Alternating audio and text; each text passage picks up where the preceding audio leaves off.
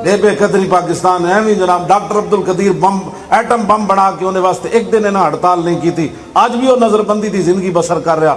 انہیں میں نے فون کیتا مولانا صاحب میری مدد کرو, ڈب کے نہیں مار جانا چاہیے. میں آکے جناب حکم, مولوی خادم دی گردن حاضر.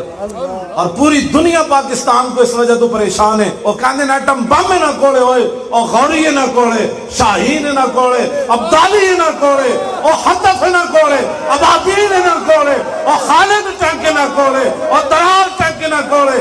اور یہ تو بڑے بڑے لوگ ہیں, تو تباہ کر دیں گے. ڈاکٹر صاحب نال کیڑی تانوں پریشانی؟ ڈاکٹر صاحب نے میں ہاتھ چومے سن. میں کہتے کیوں چومے؟